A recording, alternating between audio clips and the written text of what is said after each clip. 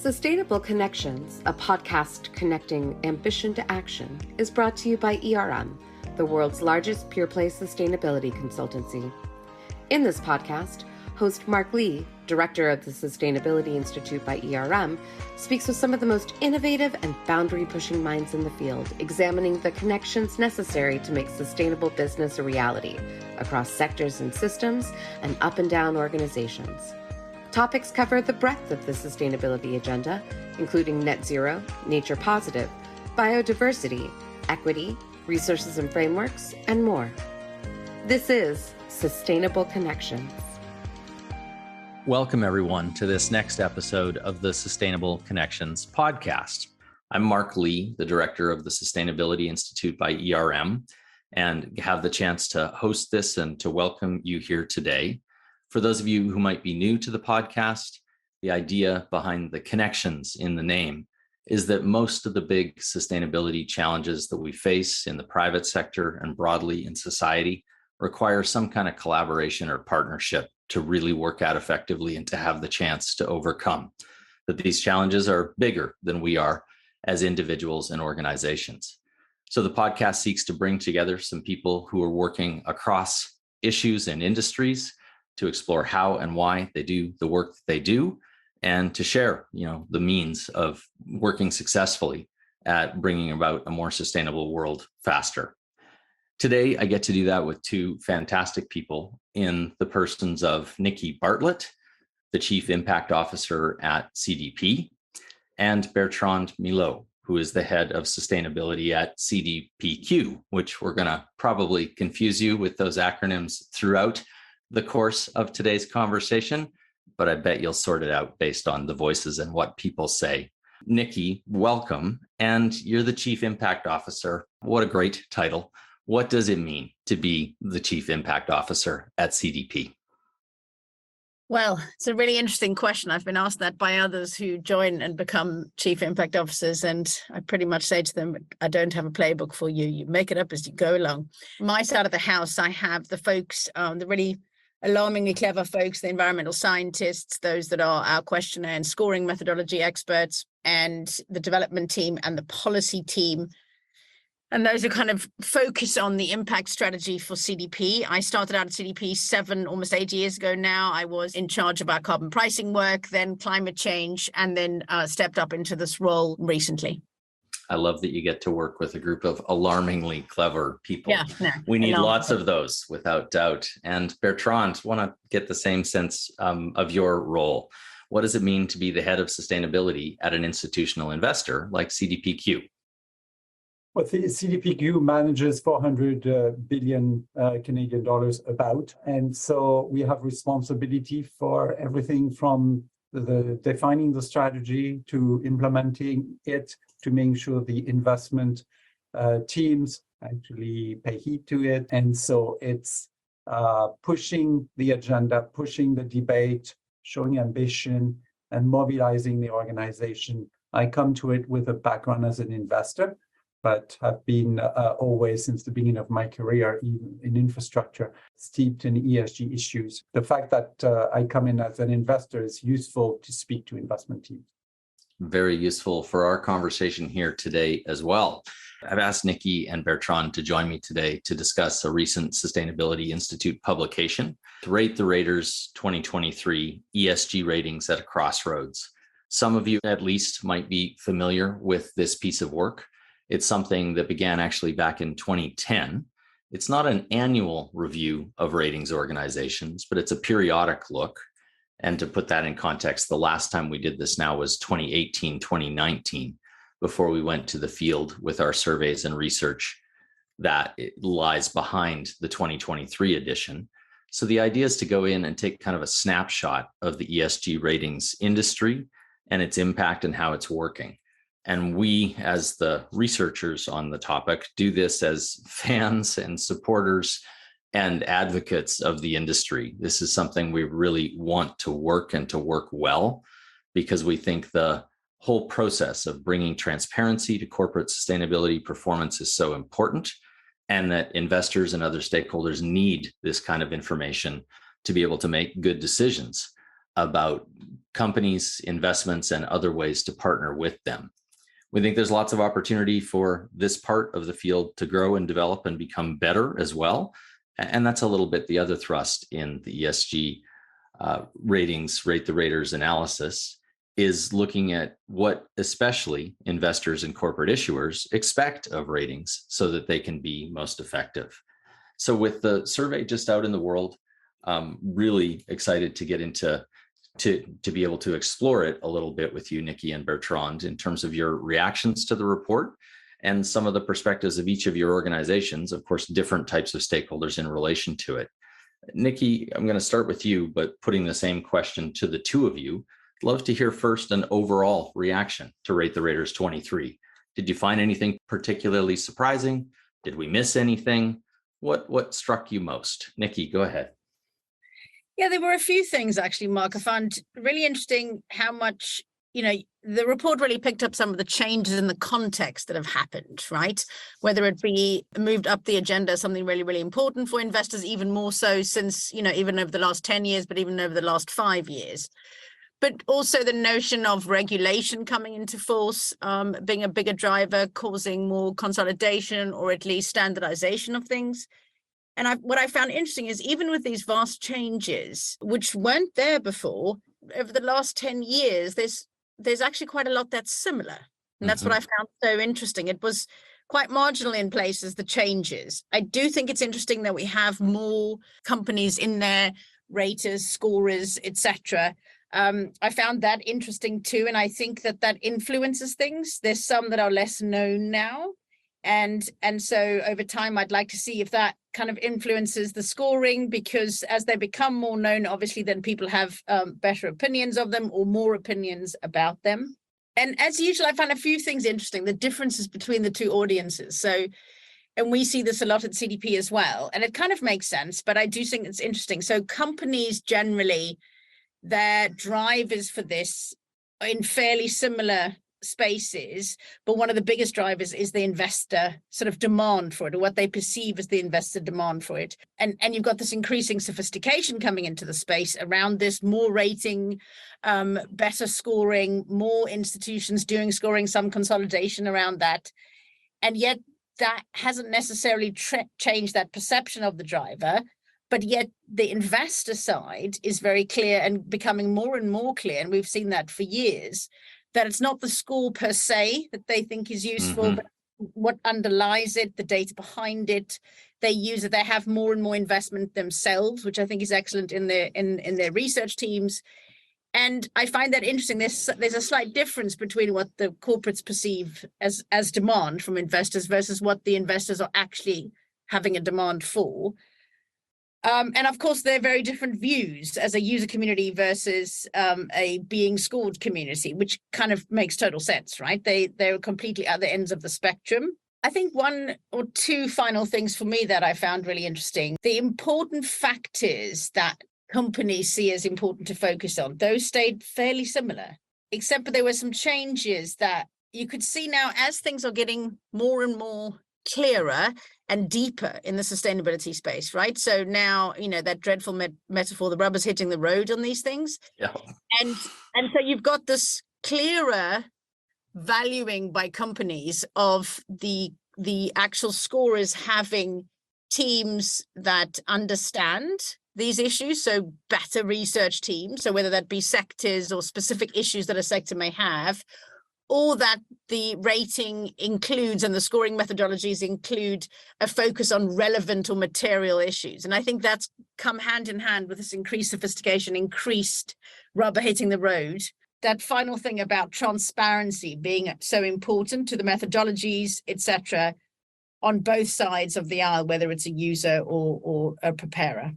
Yeah, no, a good summary of some of the things that are scattered across the report, and some really interesting variation in my mind too, in the differences in investor and issuer perceptions in terms of trust, quality, usefulness. We're going to dig into some of those things as we go forward. But Bertrand, wanted to pick up your headline reactions to the recent report first as well. Well, I won't add too much to what Nikki said. I think that generally summarizes my views, but I would say variability is quite striking. also very interesting is there's only one, and I'm not saying that, Nikki, because you're from CDP, which is way ahead of the rest, and the others are somewhat at the, if you get 50% of high usefulness or equivalent, your ratings 4 or 5, that's reaching quite a high already, and you'd think 50% is not that high. And so there is a lot of diversity. People are not quite convinced. I think that's what comes out of those numbers. Diversity is good, actually, because no raters have the methodologies are different, and so the fact that there is diversity is a good thing. But it also reflects the fact that there is little or insufficient frameworks or insufficient systematized ways to think about ESG, and that comes out loud and clear. Yeah, you're also getting into some of what I found so interesting, that one of the messages certainly that we picked up as the research team and in looking at the results is that both investors and corporate issuers are more engaged with ratings than they've ever been. There's more application of the results. There's more willingness, even if begrudging at times, to participate, to offer the effort that the ratings require. And there's not complete satisfaction that the ratings are delivering what their various audiences need. Now, Nikki, Bertrand already said, CDP stands a little bit apart in that regard, that among both issuers and investors, you came out at the top of the league tables again. And you did that especially with corporates by a considerable margin over the other raters. And I almost want to put a caveat in here. We're not really trying to rank a best and worst here so much as to explore these issues of trust and usefulness and quality. And every rating that we included in Rate the Raters 2023 is influential and important. And I hope that our listeners take that away. But CDP's consistent top ranking stands out. And I kind of wonder how you do it. Why do you think that CDP is able to maintain that standing year over year among different types of stakeholders, not only one of your audiences? Yeah, I mean, obviously, we're really pleased with these results and feel quite honored by them, really, to be honest with you, because sometimes at this side of the house, as we know, when we probably overly focus on when we aren't the best, right? When we don't get it right, and we want to be better all the time. I think the thing with CDP, the obvious one, firstly, is we are very clearly an independent, mission-led, not-for-profit. Okay, yeah. So that gives us both challenges, but really big opportunities for building trust with our stakeholders. I think, secondly, we have the legacy of that. So we've built that trust over time with both the users and with the preparers, so the disclosers.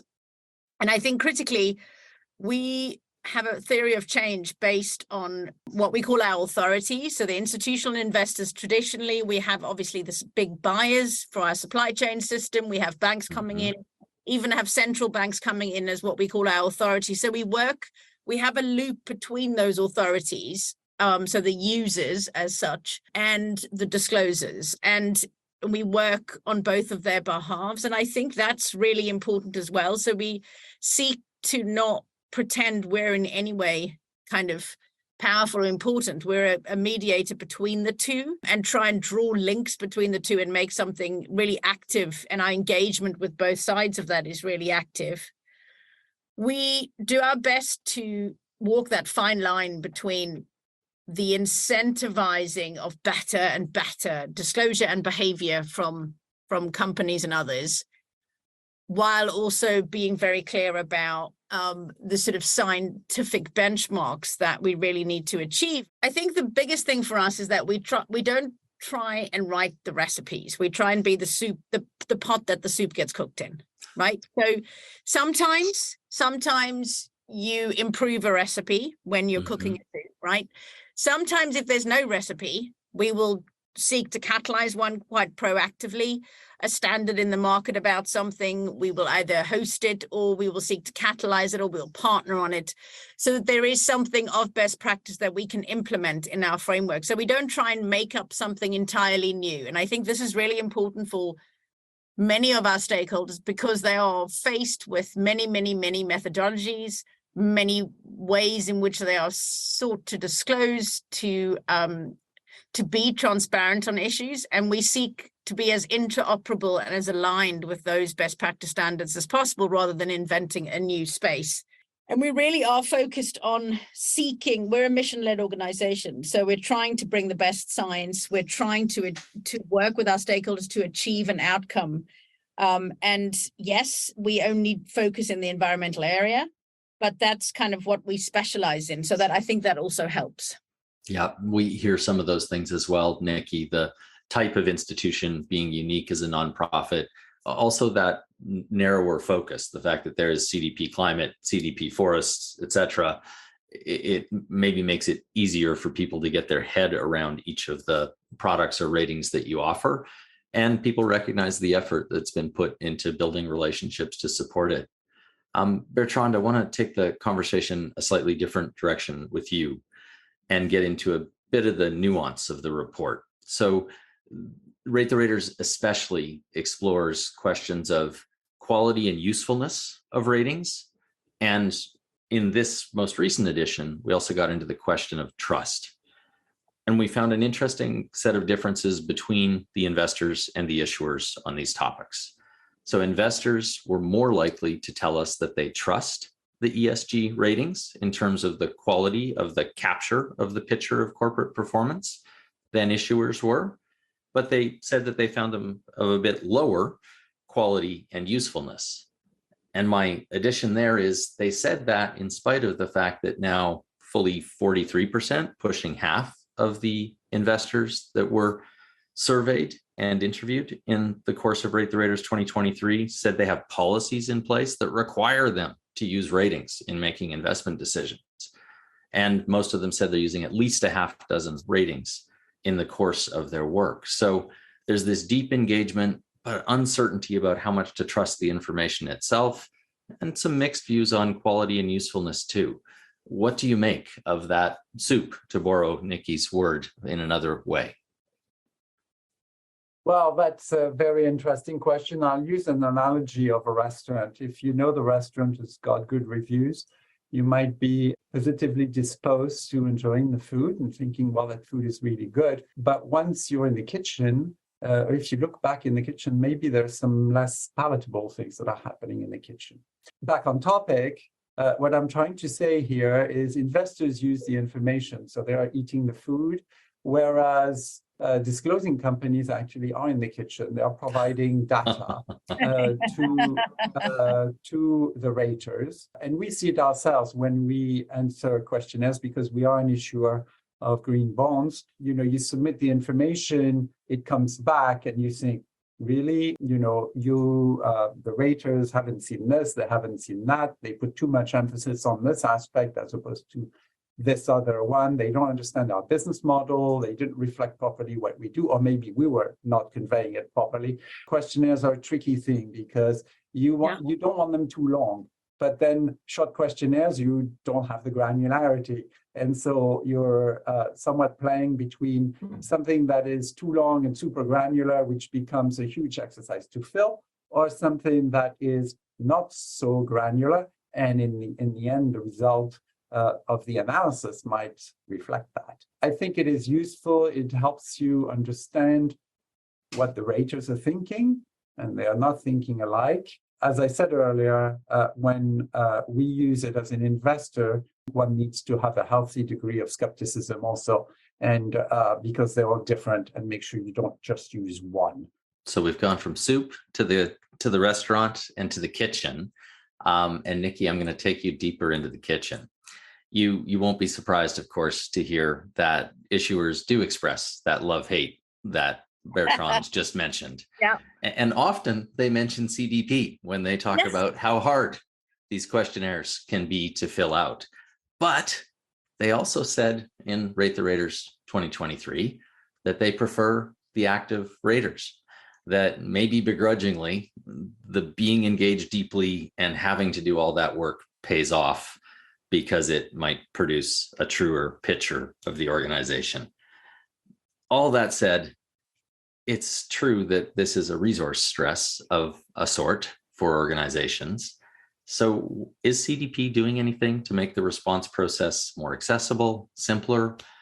Is it just inherently complex and this is the way it has to be? How do you meet and receive those kind of comments and concerns, if that's what they are, from issuers? Yeah, no, absolutely. First of all, I violently agree with any company.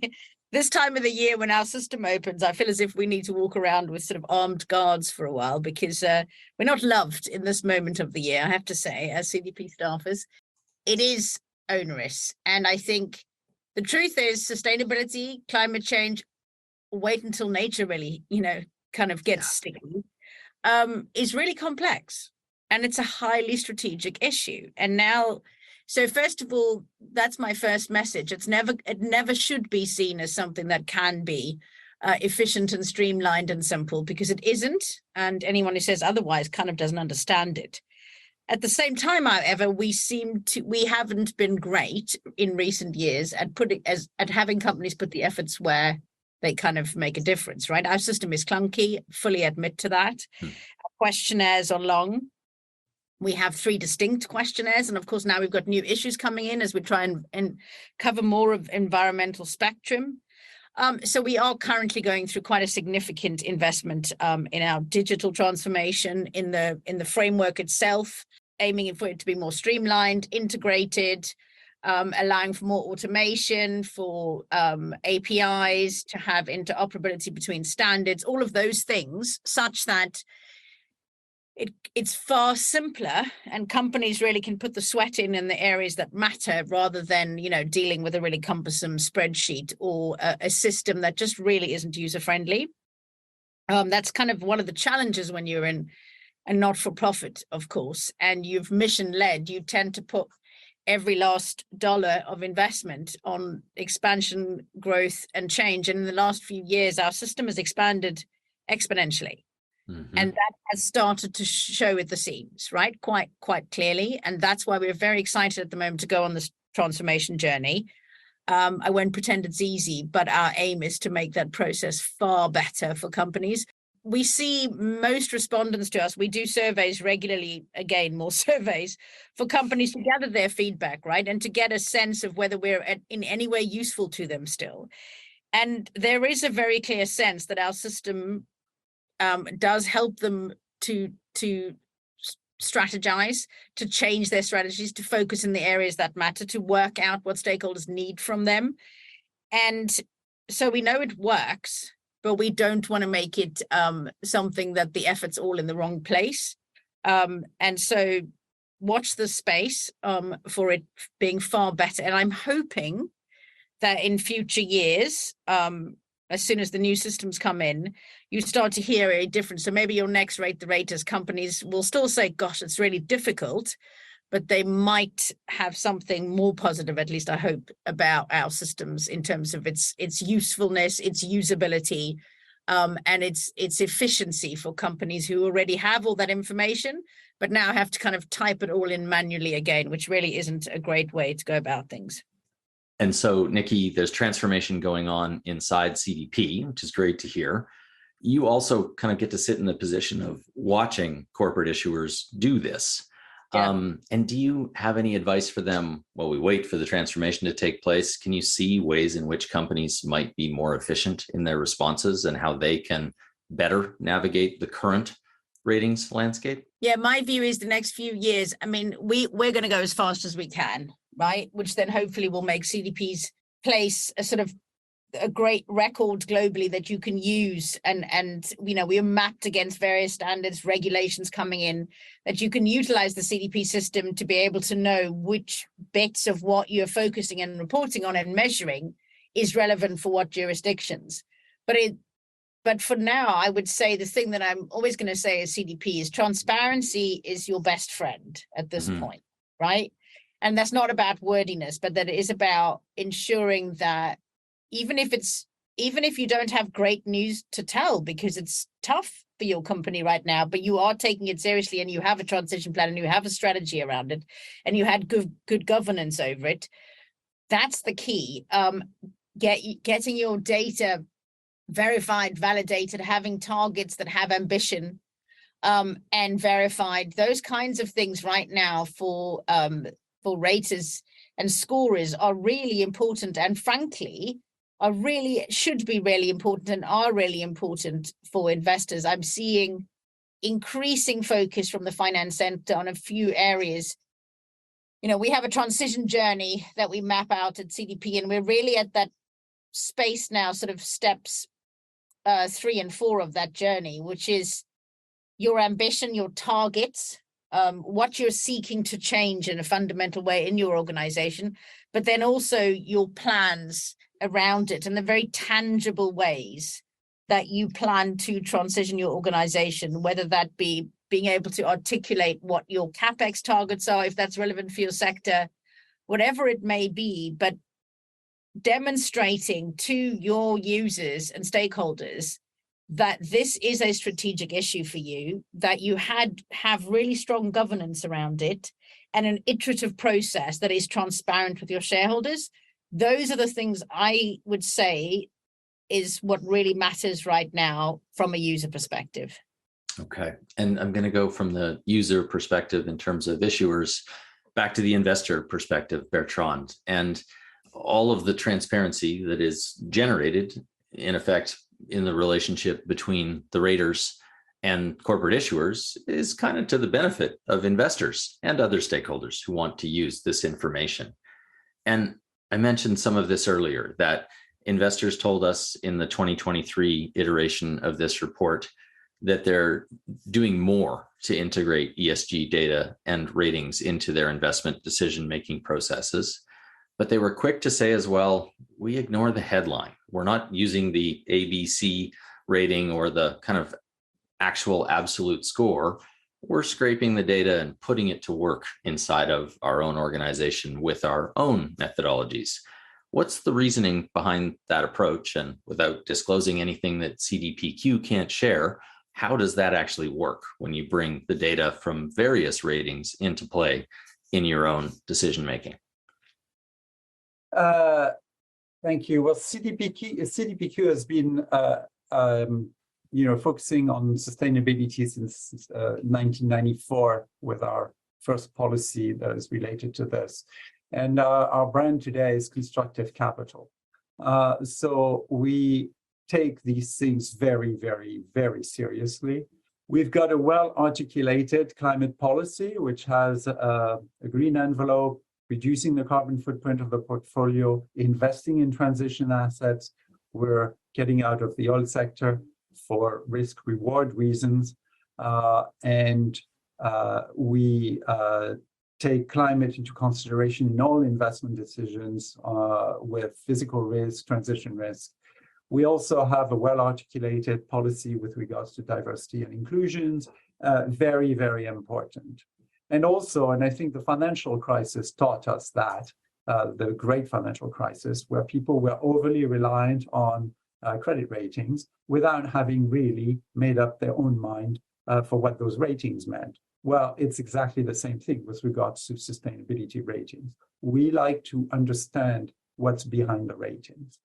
We also have our own sensitivities and our own views as to what sustainability means. Some raters include the product in the ESG rating. And so if you produce green cars, you might be a very good company from a sustainability point of view. Okay, nothing against green car, and it's a good thing. But what about the E, the S, and the G of what's happening within the company? So that's one thing. And also at CDPQ, we tend to be careful about the notion of best in class and the notion of risk. And it's not the same. Certain raters have a one scale, and so all the mines will end up being badly rated, and all the IT software companies potentially highly rated because their impacts are less. And I'm not suggesting that a mine has no impact and an IT company is always good, but we need to know which are the good IT companies and which are the good mines and the bad mines. And then we add the question of risk. Obviously, there is risks in copper mine, but we see at CDPQ that we need to invest in copper mines in particular because they are a key element of the energy transition. So the key question, all these little specificities and different ways at which one looks at sustainability need to be understood. And this is why we tend to use a broader number of suppliers, disaggregated data, and make up our mind also. Really fascinating look under the hood there, Bertrand, and like the tidbit on averages, but I also liked very much that breakdown of mining and IT, where I wondered if you were also going to go to say, and of course, the IT companies are more and more reliant every single day on mining outputs for their products. So the connection between sectors and industries reflects, again, this kind of concept of connections and complexity in the landscape. The broader ESG landscape is where I want to go now as we kind of move towards a close in the conversation. And Nikki, you mentioned earlier transformation inside CDP. You also talked a little bit about a shifting regulatory landscape. Don't think you said the same way, but I look out and see changing stakeholder expectations, without question, an escalating climate crisis. Oh yes, the incredible challenge of the nature agenda coming down the pipe. How is CDP beginning in that course of transformation to adapt to all those changes? And what do we expect from you in the future in the face of that complexity? Yeah, thank you, Mark. I think some of the challenges and the kind of great insights there from Bertrand are also front and center for us, which is the world will need more and more information about the stuff, but the right type of information, right? The information that actually makes a difference to a decision. For us, the key thing, we don't kind of see the world as the finance sector is the one making the capital allocation decisions. We actually see this whole process being about changing decisions. And for the real economy, it's just as important, if not more important, than the finance sector in terms of the types of decisions that actually are going to shift and be material to the transformation. And I say all of that because we're seeking to ensure that those that are disclosing to us also have the information they need, right? So for example, we may have spoken a bit earlier about the supply chain work that we do. So those are another set of users that we have in our system. We have over nearly 500 big buyers representing 5 trillion in purchasing power, including, governments like the federal governments of the United States, who use our CDP system to scale and to get the primary data from their top tier suppliers, right? But now we're seeking to expand that to ensure we can cover more and more of their supply chain, including SMEs, which is a whole new ballgame for us. Banks have been, I think, one of the most exciting and challenging changes in all of our spaces coming into this space, not just as users, but also as disclosers themselves, and really recognizing that the scale of the data challenge they have is very different and is vast, but also the opportunity that they bring to driving change can be actually quite fundamental because their machinery, their client base reaches into every part of the economy. We have committed to expanding across the environmental spectrum. We're bringing in plastics this year into our water framework. We have biodiversity coming into our framework, and that will continue so that we seek to cover as much of the planetary boundaries as we can as they pertain to corporate and city, states and regions and their decision making. And not only that, we're actually working closer and closer with governments, central banks, supervisors, stock exchanges. So really diversifying the types of partnerships that we can have, covering broader and deeper issues, and then covering more of the market and really focusing on places where we do need far more coverage, such as across Asia, emerging markets, developing countries. So those are some of the areas and places that we're trying to lean into. Covers the ground incredibly well in the time that we have, I think, Nikki. I agree, quick comment that there's so much exciting happening in banks right now. And we certainly see that from ERM with some of the work we're doing with banks as clients, and we're helping them navigate. I was also really delighted to hear you talk about the expansion of partnerships that you're experiencing or that you're undertaking. I think that part is so important to bring all those actors into play. Bertrand, I want to throw another question out about the kind of shifting ESG landscape. And this is about the ESG backlash that we seem to be living in. I sit in California, so in the US, and I think it's more heightened here. Part of it is political at a state level in the US, but I also see evidence that it's creeping across borders at the present time as well. And I just wonder what you think about how ESG backlash might affect the ESG ratings and investing industry going forward. I'll take your question slightly differently, and I look at it from a corporate point of view. Is it really important that companies try to limit workplace accidents? Is it really important or not that they worry about the safety of their products? That they are places where staff will want to work, so diversity, inclusion, that they actually have sufficient diversity so that in their decision-making processes, etc., they embed the diversity that is among their client base. Is it really important that a company worries about how its products are going to fare in a world where carbon might be priced, certainly where there might be incentives to invest in a certain way? Is it really important to make sure that at the board level, there is proper processes, lack of conflict of interests, and that the company operates in an ethical fashion? To us, the answer to this question is very important to all of them. And so, coming back to your question, I think all these topics are going to remain important for companies, and they certainly are for investors. We're trying to invest in companies that are positioned for the future and for financial performance in the future. Very, very important. So many reasons to continue to do this work in spite of the backlash that exists at this time, because these are long-term challenges that need to be met anyways. I think that's what I hear, and I hope that's a fair interpretation of it. I know we're coming close to time for all of us.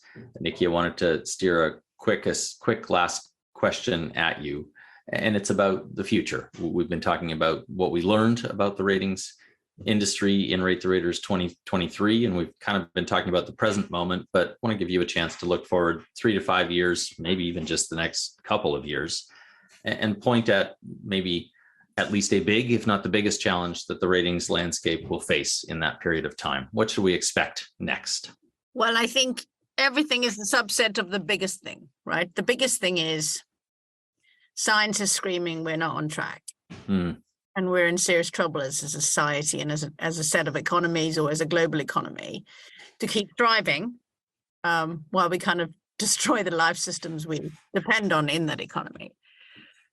And I think that's going to start becoming front and center. And everything else that we find challenging right now, whether it's perceptions of ESG, whether it's the fact that we might have different regulation of ESG data and rating agencies, etc. All of those things are subsets of this challenge that we have in our space.